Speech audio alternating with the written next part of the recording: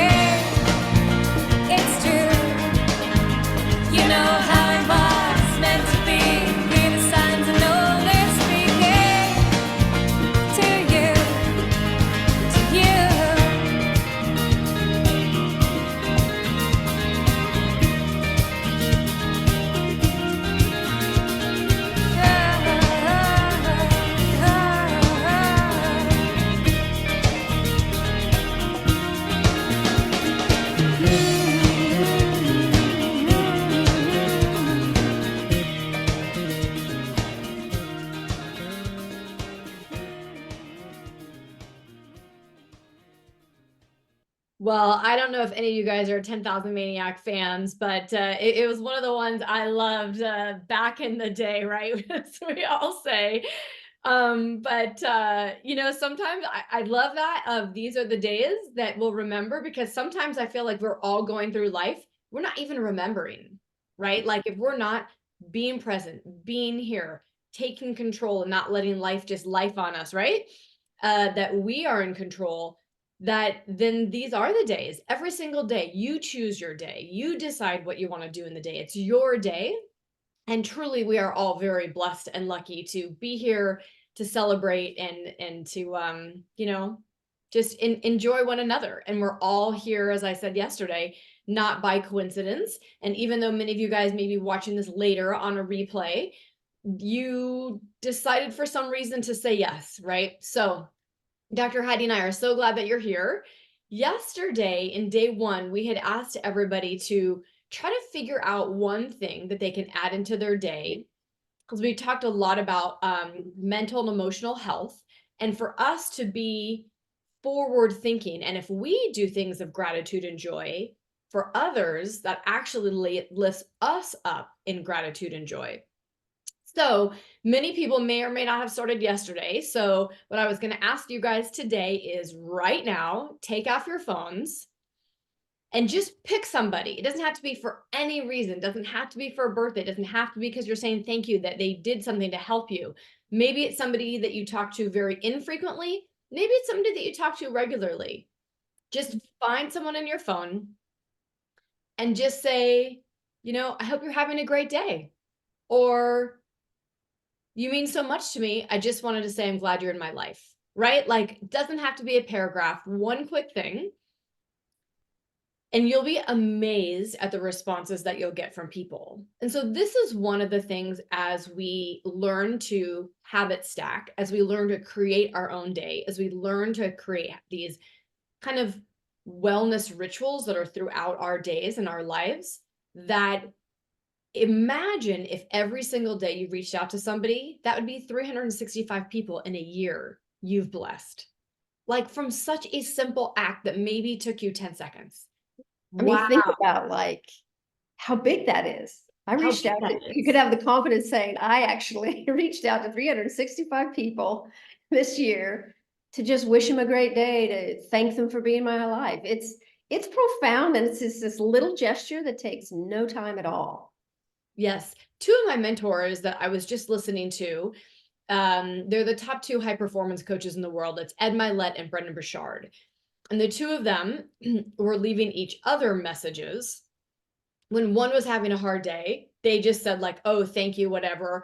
And the other one didn't know that they were having a little bit of a hard day. And so the thank you message to them, which they didn't even know they were having a hard day, right? Ed Milet said to Brendan, I played your message twice for myself and a third time so that my wife could hear it, because it just meant so much to me. And it was just a short message to thank them and say hello and be so grateful for their friendship. I'm like, wow, it doesn't have to be somebody in need, somebody that we help. It could just be just because, right? Which is just so cool. So I hope you took 30 seconds to go pick somebody in your phone, just drop your first little thank you for the day. And believe it or not, just your act of kindness probably upped your notch inside of you of your like joy and kindness, because it just feels good. Yeah, kind of like when we say we work out, you don't go work out and not feel better. When you do these nice things, you just feel better. Yeah, just like people always say, after you work out, it's hard to get into the workout, but no one at the end goes, God, I wish I didn't do that. Yeah. Right. I'm so sorry I did that. Right. Same kind of thing. You make this gesture. You're not going to take your phone and go, oh, gotta erase it. No, not, because it's just reaching out, saying hi and something positive. Yes. Yes. Oh my gosh, you guys. So the ultimate goal of these 3 days, and we may be having a bonus day Friday of some Ask Me Anything, because a lot of people have questions, and we definitely want to make sure we get people's questions answered, and having a forum that it's a safe environment to collectively together. And we're not just, we're not by ourselves, right? We're here together. And so we don't want you to keep repeating the past over and over and over again. That's how most of us live our lives. And we don't really even know it. But because of our thoughts and feelings are 97% the same day in and day out, of course we repeat the past unless we decide to make a change. Yesterday, we talked a lot about the brain can fool us, and the brain doesn't want us to necessarily make changes.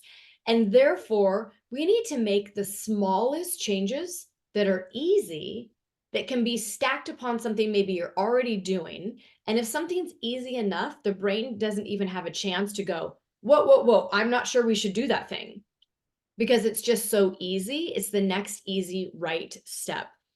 So no longer are we going to live like a record of the past. We are all going to be moving forward. But one of the big things, and Heidi, you can speak for this is for yourself, is when I'm starting any new routine, habit, food, even calling people that like I didn't used to do it, but if I want to do it, the only way I can get myself to stay on track is to put it on my calendar or in my phone, whatever you use. Because if it's not on my calendar, it doesn't get done. Now, does it need to be on my calendar forever? No. But as soon as I know, like I'm not even thinking about it anymore, I automatically do all of these things, then I know it's become part of who I am. It's become part of my ritual, and I no longer have to write it down because it's one of my non-negotiables. I now have it integrated and I just do it every day. So there will be that time, but until you get to that time, either being accountable to somebody else or being accountable to you, which is actually the most important thing, that you honor yourself. Again, yesterday we talked a little bit about being worthy. When you do what you say you're going to do, you honor yourself in such a way that you boost your self-confidence, you boost your self-esteem. It could be something like, I'm going to call my friend, but you didn't do it. And you're like, oh God, I always seem to run out of time. And that's, you're talking negative to yourself. I'm going to start making my bed every day. Oh, I didn't do it. Oh gosh, it takes longer than I thought. I just won't do it. And you're teaching yourselves that you can't follow through. You're not good at that. You can't do those things. I'll just stay the same. So writing it down is like, oh, I got to do it. This is what I'm supposed to do. Oh, I see it. I do these 3 things and it's done. And then it becomes non-negotiable, right? And especially in a community where people all want the same thing. Our habits may be different, our routines may be different, but we want some of the same things. But sometimes people go, I don't even know what wellness routines to even start with. That's really the case, is where do I even start? So I just wanted to start, you guys, and then I'm going to pass it to Heidi to take us through some physical stuff, and then I'm going to take us back through something else today. But yesterday when we were talking about our mental and emotional health, and we talked about when an event happens and the event is over, but then we store this cellular stress, and we've got to be able to get rid of it. And so in it, there are several things that you can do to release this energy out. And what's wild is I've done most of them. And for the most part, especially when I've gone through something, a bigger emotional thing happened with me, for the most part, there is a clear sensation of when that cellular stress dissipates. It's not like, oh, I don't know. No, it's a clear sense. So these are the things that I want you to think about is one, laughter.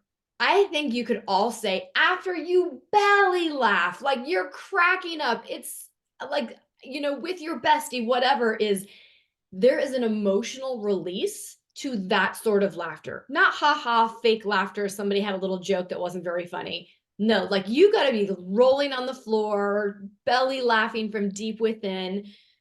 And you'll probably even start crying. You're laughing so hard. And afterward, it's that sort of emotion releases whatever was built back in. The second one that you can do is a big, big hug. And this has happened for me because as some of you maybe have known, we've had somebody in the family pass away. And when I've hugged the individual that I've needed to hug long enough. They say 30 seconds, but you need to hold and hug long enough that if it were a stranger, it would be really odd and weird. Like a stranger, you kind of side hug or pat them or a little hug in for 2 or 3 seconds. But a person that you're safe with, you can really hug and embrace, and you would not stay like that with a stranger. And if you allow yourself to truly embrace that person in the biggest hug ever, your body will just melt. You'll know when you're done because you will feel the release and your body just goes, oh, wow, I'm safe. I needed that. But we have to create these things. So here's a couple other things. One is a cry. I can tell you for sure, whether it's been in the past when something has happened and there's been a struggle with one of my children, and usually as the kind of head of household mom, I'm the one that keeps everything together for everybody. but sometimes I need the release. And I just need to go into the room by myself and have a big old cry, and then I'm good. I'm done. And sometimes they're like, what's wrong? Can I help you? No, don't help me. This is what I need to do. I just need to let this out and I'm good.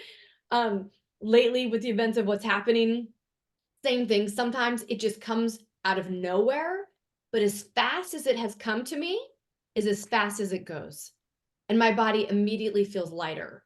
But I used to stop the cry. Like, oh, you're a sissy. Oh, what are you crying, Kelly? It's okay. I wouldn't let myself cry. And now this emotional maturity of handling this and keeping myself well by we've got to let ourselves feel the feelings and then we got to let them move through the body. There's some just things that you can do in nature. You can walk, enjoy some grounding. You can do things that you love, maybe like a hobby, like maybe you love knitting or sewing or artwork. Go do something that your mind, your cognitive ability is just free, and you don't have to think anymore. But here's the real truth in life is life has ups and downs. So part of your wellness routine is taking care of all these things.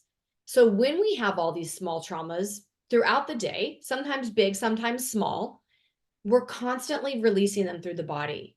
Because whether it's, you've read the book, The Body Says No, the body keeps the score. I could pull books off my shelf, you guys, and I know Heidi can too. That's the last thing that we want. And that's what we have seen is we, especially as women leaders, have been expected to step up, hold it together, do everything, run everything. And we don't have time for that, or we were told it's for sissies, or don't cry over spilled milk, or, we've gotten programmed. And there's one thing for like having a pity party, feeling sorry for ourselves, all the things. There's another for taking control and allowing ourselves to feel. That is the most therapeutic thing that we can do for ourselves. And as we spoke about yesterday, if we need more of us women stepping out and being the lighthouse for others to show them the way, that this is normal, this is good, this is what we should do. So I hope this starts to resonate with a few of you guys of, wow, yeah, I don't know when the last time I've actually released the stresses. So those are really things, and just getting the stressors go away. You lost your job, you get a new one. You had a fight, it's over.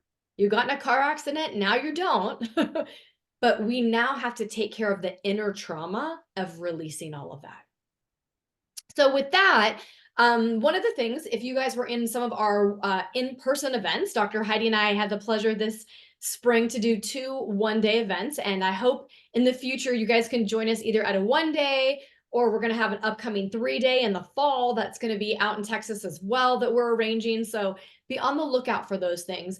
But we want you guys to say, like, these are some of the things we do. These are some of the things that are out there that are very much easy, short, but give your body a big like burst of wellness. And so one of the things we talked about is first thing in the morning, not only hydrating ourselves and having positive thoughts, but is moving the body.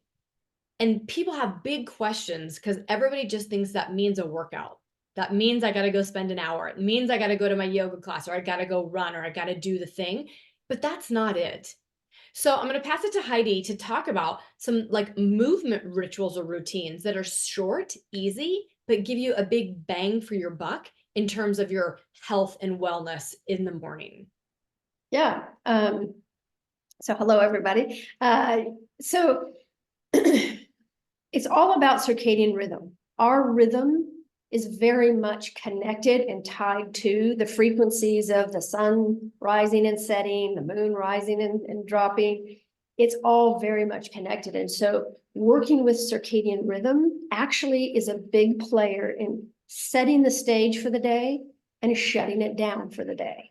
So it sets not only our cortisol or our stress response in the morning, but it also sets our insulin response in the morning. Because where cortisol goes, insulin goes as well.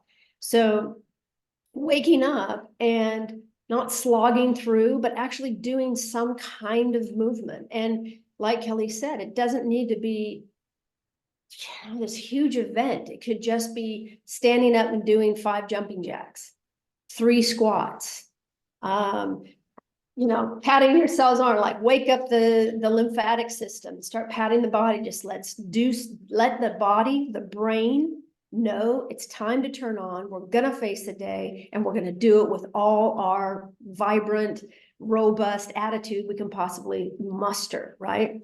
And movement is that key. It's the switch that turns all of that system on, the nervous system, the brain, the hypothalamus, the pituitary, adrenal axis. And you're working with the circadian rhythm. So, and it doesn't matter what time you get up. It's when you get up, when those eyes open, make a movement, make a sound. It can even be singing, because the singing, the louder you sing, the more you're going to activate that big vagal nerve that decides when we rest, digest, manage our blood sugar. Are we safe this morning to wake up and get on with the day? This activation alone of singing is powerful. And the same things you do at night in the morning, you can do at night, not as vigorously. I really like to suggest to people at night, do something more bringing up the yin and bringing down the yang. So something more calming and restorative. I love the 4 postures of downward dog into upward dog, push back to child's pose, and then standing hands to feet on the floor, and then come up, deep breath, and do that twice, holding each posture for about 3 to 4 breaths, and just relax in them. That really calms down the entire nervous system and our joints. So it opens up, just those 4 little postures can open up our joints, speak to our nervous system, but it raises yin, which is the most important thing.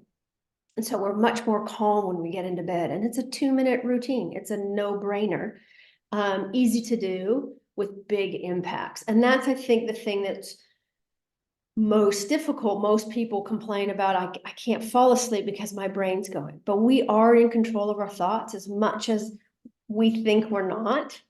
We just have to change our focus. And a lot of times, the way to change the focus is through movement. Our body senses the world and what's happening in the world through movement and our senses. Does our movement match what we see and what we hear? And it's that synchronicity that keeps us calm during the times where we should be calm at night, and awake and vibrant during the times we should be awake and vibrant. So working with circadian rhythm and your movement is really important. And you can always use it to, if you're getting that lull in the afternoon. There's a whole lot more to go into that, but one way out of it, again, is movement. Just standing up, doing 10 jumping jacks, doing a squat, doing those 4 postures, even though they're going to raise yin. Raising yin calms the nervous system. So oftentimes, if we're tired, we may feel overworked, overwhelmed, and our stress response is high. And so fatigue is the response. And activating more yin calms us down so that we have more clarity of thought. Our brain can relax with the whole cortisol rush, and we can get back to focus and get back to work. Heidi, can you slowly, for everybody, because I think you went through it, write down the order of posture so people can kind of write it down themselves. And I think most of you guys are probably familiar with those 4 postures. Later, maybe, Heidi, I'll have you do like a mini video and we can drop it into the Facebook group for people so that they can know. But let's just walk through them so you guys can write them down. So you would ultimately start standing. Yeah. So you're standing, you take a couple deep breaths, and then go down into downward dog. And that's the one where you have your palms on the hands, your feet and heels on the floor. It's important to keep the palms and the entire foot grounded. And then you want to push your spine and your butt up and really push from the hands, push from the feet, lock those arms. So you're really stretching that spine and the whole body. Pull in the stomach, support the spine from the inside. Hold that for a few breaths. Then come down, scoop yourself close to the floor and up, pushing again, hands, flat on the floor, elbows close to the body. Hips, you don't have to be flat on the floor because that could hurt the lower back a little bit, but the top of the legs resting on the floor, pointing the feet down, touching the floor, and then push up. 3 breaths. And then push back into child's pose, which is on your knees, just laying down with your arms behind you or your arms in front of you, but you want your forehead, your pituitary, your third eye to touch the floor. That's very grounding and calming to the body. It's getting that third eye on the floor, and take a few breaths, and then just roll yourself up, standing up, have your legs straight, feet together, and try to have the palms flat on the ground. If you can't do that, just do the best you can and really relax in that posture. Let the head hang, let the spine get long. The trick with that is really pulling in the stomach and opening up at the waist so you bend more forward. Very opening to the spine. Anytime we stretch that spine, we're stretching the entire nervous system. All the nerves that signal calm, relax, or we're safe. That's really the key, is telling the body we're safe, we're not stressed, and everything calms down. I love that. Oh my gosh, you guys. So that is just one practice. And like Heidi said, if you think about just about 3 breaths in and out through each posture, you repeat it. So basically you're doing 8 postures. So that whole entire thing with 3 breaths, it could be a minute, technically. And you could take it slower or faster. But again, this isn't 15 minutes. Everybody has a minute to get up and take them through these exercises. Yeah. It truly takes you longer, and I know you all do this, to look through your phone, quick through the emails one more time, or one thing one more time. It takes you at least 5 minutes before you put that phone back down. Turn off when it should be off hours before, but it takes us much more time to do these other little nonsense things. Nonsense one more wiping the kitchen counter. One more, I don't know. Dishes are going to be there in the morning. Don't worry about it. That's right. Oh my gosh. And I think for us women, that's really the talk of cortisol, hormones. Well, one of the biggest things, right? We don't want to go back to the whole, whether it's a pill for an ill or even a supplement for an ill, you guys. We have so much in control if we just do these things to nourish ourselves and really build. This is what we're calling our wellness routines. And this will help you from so many aging processes, disease processes, future issues, lack of movement, that you can't do things you used to do again because you're implementing stretching your whole body, resetting your nervous system. And it also goes back to honoring ourselves. We are this beautiful human being that we need to take care of. And I always remember this analogy somebody gave me is, if you got a brand new car when you were 16 years old, and somebody told you that is the only car you're going to have for your entire life, you don't get another one. We all get one car. Like, how well would we take care of that car? I mean, not only would we have that thing washed and polished and having the oil change, but we would go to the nth degree to keep up with all the maintenance because that's the only car we're going to have. And here we would do that for a car, but here's this beautiful soul and body that we're all given in this time on earth that we're here, and we don't take care and nourish this thing? What? We treat it like trash most of the time. What? How is that even possible? We can't run if our tank is half empty. It's just the case. And many times full of junk. Yeah, or full of junk. And that's the case. We think like, oh, I've got enough in me to fuel myself for the day. But that's like driving across country and telling yourself a half a tank of gas is good. It should make it. Oh my gosh. But we don't treat ourselves as how we should be. So we really want to open up your eyes of this beautiful vessel and how important it is and how amazing we're going to feel in this life when we do these small changes. Heidi, you were also sharing a little bit about lymphatic drainage.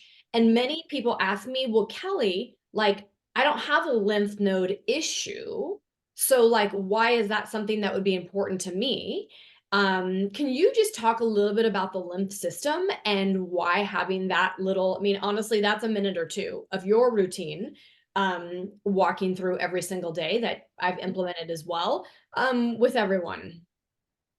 Yeah, the lymphatic system is it basically is the sewage system of cellular debris, right? So as our body cleans our cells or cells die off and give the information to new cells, that whole process in the body that debris has to be eliminated. And most of it will go through bowel, urine, and sweat, breath. We're eliminating this stuff all the time. But our lymphatic system is key in really draining it from deep within our cells. So we don't get congestion. We don't get proliferation of bad cells, basically, which is, why with cancer, they're always testing your lymph nodes, because this is where that debris can hang out and proliferate. And so we don't want that happening. And so keeping our lymphatic system, our drainage system, open, flowing with, again, a very little routine, because normally, yes, it works all by itself. Our heart works all by itself. We don't have to tell it to do it. We breathe all on our own. We have this amazing body. Think about it. All the things we don't have to think about doing, yet it does it. But if there's ways we can just improve it a little, just make sure it's staying open, because we don't know sometimes what we're exposed to, what our body may be having trouble clearing and things like that. And so just making sure those things are happening. We make sure we poop and pee and sweat every day and breathe hard every day. These are natural things. If you're not, we need to talk. But these things need to happen, but so does that lymphatic drainage. And so the lymphatics do not respond greatly to deep massage and things like that. They really like light stimulation to keep them open. It's almost so light you think, oh, come on, this can't be helping me. This is ridiculous. But it is profound how it helps. I've had people who've had cysts show up, lymphomas, lipomas, and starting to do their lymphatic drainage routine. Again, it takes about 3 minutes, because I wait for my coffee to brew while I'm doing my lymphatic drainage, and that's about 3 minutes to do this routine. But that 3 minutes can make all the difference in just your overall health and well-being, and making sure everything is draining. Do you want me to go through the? Yeah, I think everyone would be really curious. And you guys, if you stay in Kellie and Heidi's world, we hope you love these 3 days and 4 days with us. However, we have more, and ultimately this will help lead you guys to some understanding. And if you want to hang out with us more, it's awesome. But I think getting actionable things to go, oh my gosh, that was so simple. Why didn't I do that before? Is just really, really helpful. And the type of women that we have coming on want to know. So absolutely, you guys. You can't see all of Heidi, but you can see the most of it, and she'll walk us through it. And again, it's quick. That's funny that you time it, Heidi, because I stand on my Vibe plate and I brush my teeth first, which takes me about 2 minutes, right, with the automatic electric toothbrush. And I spit and do the things. Then I get back on, and then I look at the timer and finish it, because I always want to be on the Vibe plate for just at least 5 minutes. And by the time I'm done with my lymphatic drainage, then I'm back on it. At least 5 minutes has gone by or more. So, The Barefoot Contessa, I don't know if any of you are familiar with her cookbooks and so forth, but I love her cookbooks and I love her cooking. But one of her tips in the kitchen is to have several timers, because if you're really a cook, you're really going to be timing things. But I use it more for my workouts, for my coffee, I have a timer going for everything. But side note, anyway, lymphatics. So lymphatics, there's a key to getting it to work. We always start on the left side. So you guys will probably see it opposite as I'm doing this, but you always want to start on the left side because that's how they work. They go from left to right, and in their drainage system. So you always want to start there. The biggest part is right with your clavicle. Just, again, very lightly rub, maybe 8 times, and then tap it very lightly 8 times. Do both sides. Get into that clavicle. Drain it in there. It's a big collection spot in there, and you tap. When we go back to the left, you go right behind the ear. And you feel that bony part. That's a good lymphatic area. And then just go down the neck. About 8 times. Again, then tap. And tap on both sides. You can do this in the shower. You can do this dry. It doesn't really matter. You don't need to do brushing. Oftentimes the brushing can be too vigorous. So you just always want to think light, easy. Next one is back over to the left side, big area near the breast, under the arm, lots of lymphatics in there. And pat. And Heidi, what would you say for everybody if they ask like, well, why pat then? Why rub and then pat? Like what is the two differences of what you're activating or doing? Yeah, one stimulates stimulates flow, and the patting is just sort of getting that frequency going where it keeps pushing. It's about getting flow and then frequency. And that's why the patting needs to be light and not, you're not going to ruin it if you go a little bit heavier. But it's just, we get the best response. Yeah, and Kevin, you're asking, do you do the left first? Always start on the left, correct? Yes, always on the left to the right, left to the right, left to the right. That was my question, is it like left, right, or do you the whole body left and whole body right? No, left, right, left, right, left, right. Yeah. And then on the stomach, you go above the belly button, below the belly button, and just rub. You can rub up and down, you can rub circles. It's just rubbing, it's just getting that flow around that lymphatic collection there, and then pats. And then you want to go where your hips, I don't know if you can see, I have jeans on, where your hips and groin. So you're going down in here and rub and then pat. Then you go behind your knees. And if you probably just step away, Heidi, towards the bed, I think maybe can you go a little further? There we go. All right. We see you. Perfect. Behind the knees. And you kind of go up and down on this. You can do them both at the same time to get on that inside because there's a lot of lymphatics in there. And then back. And then when you come up, you want to hit the thymus gland. So just like, and kind of light tapping here. And then jump up and down and get all of that to start draining. Get your lymphatics, get on your plate at that point to really open those up and get them to drain. Perfect. Oh my gosh. Right, you guys, was this so helpful? I mean, both the 4 yoga poses, many of us know yoga, and it's like, oh gosh, like I could do those 4 poses. Of course, that doesn't mean like it doesn't discount because you're just doing 4 things. Sometimes people think like, oh, that can't do anything. No, that's actually huge. And same thing with this. Again, it doesn't only takes you a couple minutes. And these are the habit stacking. Like Heidi does it while she's waiting for her coffee to brew, right? Like, so it's going to fit where it fits for your routine. But if it's piggybacked on something that you already do every single day, it's easy to not miss. It's when you're like, oh, let me do it at like 2:30 in the afternoon. Well, what else are you doing at 2:30 in the afternoon? Of course, you're going to skip it, right? It's just, that would be odd unless you have other things that you're like, no, I always do this and then this and then this. So habit stack some wellness routines. The best way to do it is, again, with your circadian rhythm, you're going to stack your morning few things. You're going to stack your evening few things. And then throughout the day, when we have these little resets, right? And go from thing to thing, you'll implement some things that you like again, but that's kind of it. that it's already within your day and not another thing to do. This should never feel like a chore, you guys. You should feel like you're honoring yourself and not a chore. Yeah.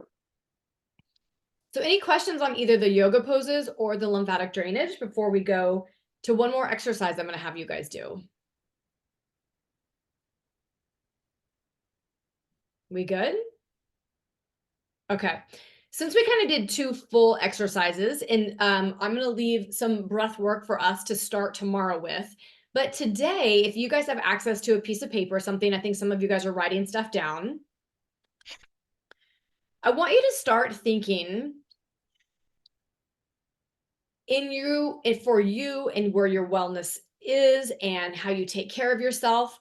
I want you to write down, I was going to do 10, but for timing's sake right now, I'm just going to have you write down 5, but 10 is good. Maybe you do 5 more later today to work up to 10. I want you to first write 10 things that you think highly of yourself. And it could be, I don't eat seed oils. I walk every day. I get my 7, 8, 9 hours sleep, whatever it is. I'm pretty nice to my kids. I don't know, right? Like write down some things that you're like, oh, I think highly. And maybe somebody else would go like, oh yeah, you know what? They're the best cook ever. Or they always are the one. They've got an amazing voice. So write down a few things because it's important for us to praise ourselves and go like, oh, I got some pretty good skills, or, oh, I'm doing pretty well in life, right? Because normally it's always the opposite. We harp on ourselves for what we can't do, don't do. We harp on others for what's wrong and not what's right. So always like kind of just start thinking and honor yourself about some really, I'm She stuck. froze. Who else is frozen? There she is. I think it's just me frozen. Am I back, you guys? Yeah. Okay. So 5 things ultimately by today. It's what I'm going to ask you do. You're going to do your 1 reach out to somebody and you're going to finish by writing 10 things. But right now, at least write down like maybe 5 things that you honor about yourself. You highly, think highly about yourself. Then the next 5 or 10 things, right? 5 now, 10, 5 more throughout the day of 10 things that you wish were different. That you just haven't, this is like the areas you just haven't focused on yet. And it could be directly to your health. It could be like, you know what, God, every day I come home and I'm a little sassy to my spouse. I really wish that was different because we can change those things. Those are just easy behaviors. It could be, you know what, I know I'm supposed to be making my bed every day. I don't. I wish I did. Could be, I'm really bad at our finances and it's one thing in my life I want to improve upon. Because we have to honor what we feel like we need help with or don't like in order to make small changes to move those needles forward in the future as well, right? And there's no right or wrong. Nothing is good or bad. It just is. Just is. It is. So for Heidi and I to help you, we need to know, what are you doing well with? And we also need to know, where are you struggling? And there could be some common themes amongst everybody that they're struggling in certain categories, and it could be all over the board. That's what's really interesting. I have a feeling there'll be a few commonalities because I was going to pass it back to Heidi. I asked her to just share a little bit about maybe the 1, 2, or 3 things that as people are coming to her, and especially as of, late, maybe the last year or so, definitely I would say since COVID, things have changed slightly, is where do you see that people are sharing of where they're struggling? And do you guys see yourself there? Because there's sometimes it's this one struggle that's the block. And if we can help you unlock that, everything starts opening up. And that's what's really exciting, is it's not like you have to do this and this and this and this. And by the time you do all 20 things, finally you're going to feel better. Often there's something, 1 or 2 things that's like stuck. And if we can help that, everything's, oh, okay, now this is easier. Now this is easier. Now I'm sleeping better. I just feel better. What the heck? So Heidi, what are kind of maybe the 1 or 2 things that you feel are some of the biggest obstacles you've been, hearing from women out there? Yeah. I get quite a bit of women sort of in their 40s, right? And they're they're not sure if they're in that perimenopause or where they are health-wise, but they don't feel like themselves. But what's interesting in terms of a mindset and sort of what's happening in their lives is kids are getting older, their responsibilities are less, and they kind of don't know how to then take up the yoke of taking care of themselves because they've been focused on their children, their family, the to-do list, the getting kids to gym and all this stuff. And now they're kind of left with this space, and they've been feeling bad for a long time, but felt like it was indulgent or selfish or not a good mother, parent, partner to focus on themselves before. And so they really don't know how to focus on themselves, because it's something we have to nurture. We don't get a lot of that in our society and growing up. It's about, getting married and then focusing on that person and focusing on the kids, and women that don't do that, we get shame and criticism. And so there isn't a lot in our society that encourages that. I think it's changing. I think the younger women now are getting a very different message than, say, women in their 40s and 50s now. So that's, I think, what really holds them back is they just even don't know where to start. Mm-hmm. And they feel guilty asking to even find out how they start. Yeah. And that person, you guys, it could be somebody around 40. And for other of us in our lives, it could be that you as that same exact person, but maybe you're closer to 50, right? Just depends like where your life stages were, how old were you when you had children, all of those things. So it's interesting because maybe some of you over a period of time have felt that exact same way. Yeah. And that's really where this nourishing and how to get started, because I think once people get started and start on the path, then they're like, oh, tell me more. Oh, tell me more. But it's kind of like people are so scared to go to the gym for the first time because they're like, oh, I don't even know where the equipment is. How do you work this equipment? What should I do? And so you just don't do it because you don't want to be embarrassed or look awkward or just literally ask for help. You don't want to ask for help. And I think that goes along with exactly what you were saying, Heidi, is this wellness journey and ask for help. Shouldn't I just know what to do? Yeah, that's the reaction you get. Ask for help. Oh, I feel so awkward coming in here and even asking. And people will say, I feel stupid. I should know how to eat. I should know how to work out. I should know these things. Why? Why should you know this? Let me help you clear the clutter. And the clutter is our self-criticism, right? That inner critic that clutters our mind, clutters our nervous system. A couple of other things that show up pretty often is maybe they've listened to podcasts, they've read some books, they've really said, no, I'm going to take this initiative. I feel good about it. But everyone around them isn't really cheerleading them on. Yeah. And that gets to be a struggle because then it becomes, just a struggle in there. And that's because here's the reality of it is we train people how to treat us. We train people what to expect from us. So if everyone is expecting you to serve, be there, pick up, be the mom, and not think about yourself, that's exactly how they'll treat you. And the minute you try to go to change, it's inconvenient for them. You're not harming them. You're not letting them down. It's bloody inconvenient.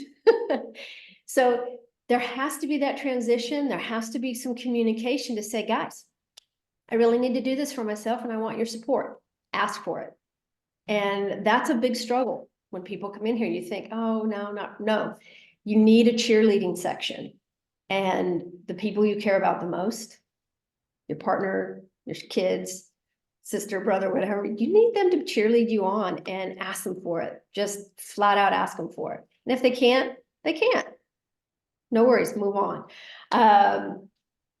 Yeah, and then the other thing is disjointed guidance. So podcasts are great. They're wonderful information, but they're not there to guide you, to encourage you, to keep you going. So it's important to get a trainer, a health coach, somebody, come see me, come see Kellie, somebody in your life that you're accountable to, but who has knowledge, who has no stake in the game other than your success, and to support you in your success and encouraging you. So disjointed sort of information and guidance. This podcast tells me one thing, okay, I'm going to try that. That didn't work. You have to give things time to work. The body, from a cellular level, everything takes about 50 to 60 days for a cell to turn over new information and hand it off to the new cell and say, hey, this is the new normal, guys. Look at this. So it takes about 60 days, consistent 60 days, not big sweeping, booming, I'm going to run 10 miles. You're going to get more benefit from 2 minutes of the lymphatic drainage consistently every day for 60 days than you would going out and running 2 miles 3 times a week. So it's dose and consistency over time that the changes happen and they become the new normal. So disjointed guidance and support is key to making that happen. So find that support system that will help you stay on track, keep you accountable, and be consistent. Heidi, I really love that, you guys. And I think every single one of us has fell falter to that before, when we hear something new and go, oh, let me try that. Oh, let me try this. And it ends up using a lot of mental, physical energy, doing the start, stop, jump, listen to this, listen to that, and then you never ever advance. That's happened to me before in my business career of did a little here, a little there. And I spent all this time and maybe money and didn't no, take me through, right, what this should look like. Why did I do a little bit here, a little bit here? And sometimes we just don't know. But that's where Heidi and I are here to say is it's great to be out there reading tons of books, reading tons of podcasts. But what we really need is this beautiful container that can take us on the journey to true wellness, right? To really elevate your health and elevate your life, really having this longevity lifestyle of all of these things, what works. And then as we roll into tomorrow of what really is functional medicine and why do we need the data and what does data drive all of those habits and routines that we've just been talking about for the past 2 days. And as the number one thing that Heidi and I have been shouting from the mountaintop lately, and so many others out there, whether you're looking at somebody talking about habits like James Clear, or whether you're talking about somebody who's looking at optimal health and longevity, is all of it is the number one habit for health, wellness, longevity is community. And I think we saw that from a couple of years ago to now, but no one knows where this community is or how to find it or what it even looks like. And so again, we're here to be that lighthouse to share and show people this is what that community looks like and this is the path. Stay with us and we're going to help show you that path. Absolutely. So you guys, an amazing day 2. Thank you so much for absolutely being here. If you haven't already joined the Facebook group, be sure you join. Just introduce yourself, say hi to each other, get to know each other a little bit. It would be really lovely. The recording will go out tonight and we will see you guys back here bright and early in the morning. So thanks everyone. Have a great day. Be well.